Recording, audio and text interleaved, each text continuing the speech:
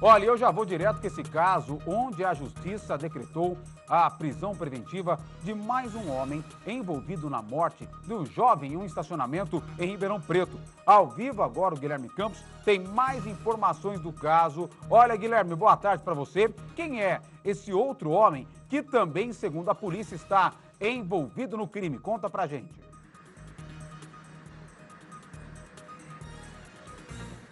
Boa tarde, Valentim. Boa tarde a todos que acompanham o Balanço Geral. Nós temos aqui o nome completo desse homem, é o Francisco José Mussi Júnior. Ele estava de moto e levou o Rafael Mazzucato para buscar a arma e voltar ao estacionamento para praticar o crime. Valentim, agora há pouco foram divulgadas imagens que mostram o momento que os dois estão indo até o estacionamento. Se já for possível, vamos acompanhar essas imagens agora. Imagens registradas por câmeras de segurança. Então você vai ver o momento que o Francisco leva o Rafael até o estacionamento para cometer o crime. Então eles viram a esquina da rua Roque Nacarato e aí entram na Tenente Catão Roxo, rumo ao estacionamento. Então essas imagens foram divulgadas agora há pouco e essas imagens então comprovam que realmente o Francisco foi levar o Rafael para cometer o crime. Então eles saem do estacionamento depois da briga, vão até a casa do Rafael, lá na rua Roque Nacarato. Rafael pega a arma e depois essas imagens mostram o momento em que eles passam ali pela rua Roque Nacarato, viram para ter acesso à rua Tenente Catão Roxo e aí vão até o estacionamento. Então esse momento que você vê aí, eles já estão com a arma. E aí o Francisco leva o Rafael até o estacionamento para praticar o crime.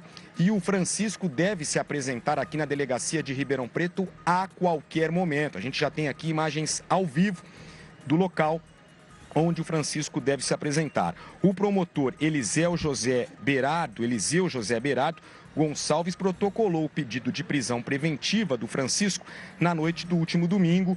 No final da tarde de ontem, a Justiça decidiu por acatar e determinou que o mandado fosse expedido imediatamente.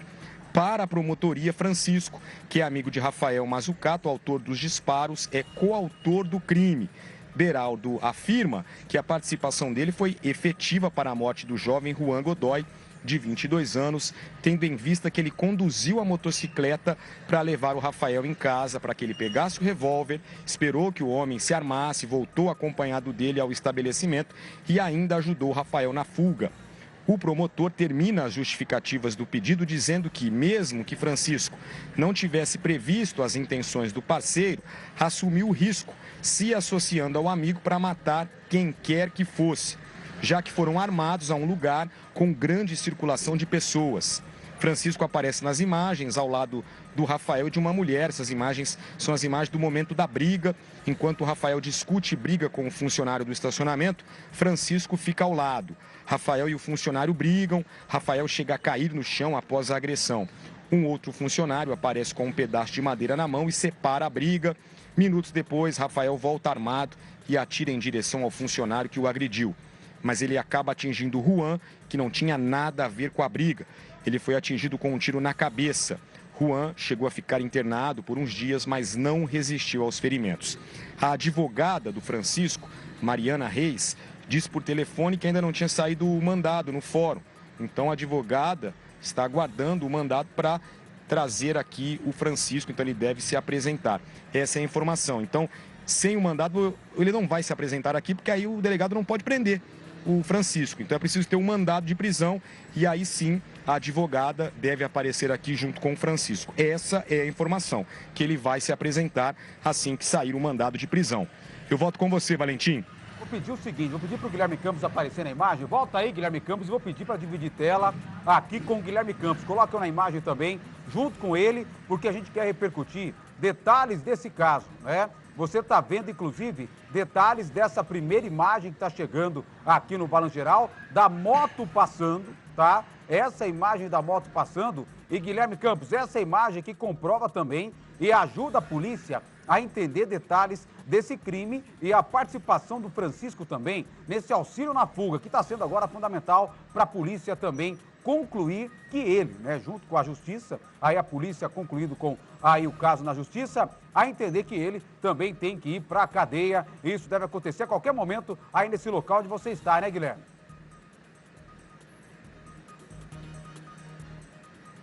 É isso, Valentim. Essas imagens são muito importantes, porque nas imagens que mostram o momento que o Rafael entra no estacionamento armado e sai atirando, e aí ele acaba atirando no Juan, que não tinha nada a ver com a história, nessas imagens não dá para ver o momento que os dois chegam de moto, né? O momento em que o Francisco chega trazendo o Rafael. O Francisco estava pilotando a moto e o Rafael na garupa. Mas essas imagens que foram divulgadas agora há pouco por um investigador aqui da delegacia de Ribeirão Preto mostram o momento em que o Francisco está levando o Rafael até o estacionamento. Então eles entram ali, né, na rua Roque Nacarato, e aí acessam a rua Tenente Catão Roxo e depois seguem para o estacionamento.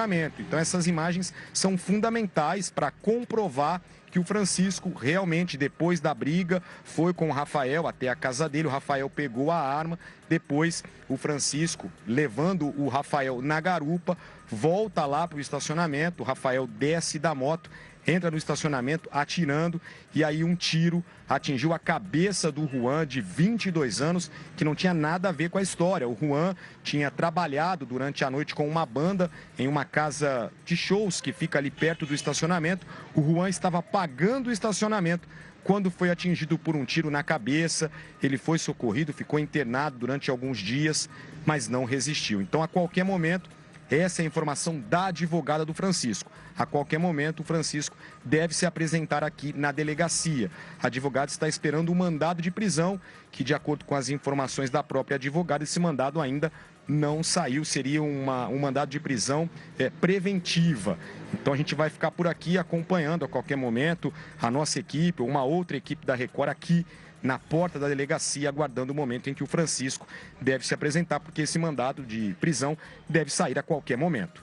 Valentim. Olha, eu quero combinar isso então com o Guilherme Campos e com você que está em casa. O Guilherme nesse momento está aí, ó, a imagem é nessa porta que a qualquer momento pode acontecer. Ainda dentro do Balanço Geral, até às 3 da tarde, nós estamos ali com uma câmera ligada em frente à central de Polícia Judiciária em Ribeirão Preto, e a qualquer momento o Francisco pode subir essas escadas aí. Ele pode entrar por essa porta, se apresentar às autoridades policiais e também ser preso. É por isso que a nossa equipe vai ficar atenta no local. E agora eu peço para voltar aquela imagem que foi crucial da moto passando no momento em que os dois aparecem juntos e como a polícia percebeu, né, dando aí a fuga ao atirador, né? Agora o reloginho ali marcava, ó, 3h55 da madrugada, né? E aí a polícia, então, concluiu a participação desse comparsa, desse homem, na ajuda, né, na fuga desse criminoso que atirou e matou um inocente. Tentou atirar e matar um funcionário do estacionamento, mas acabou atingindo um inocente que nada tinha a ver com essa confusão. Muito obrigado, nosso Guilherme Campos, que volta ao vivo a qualquer momento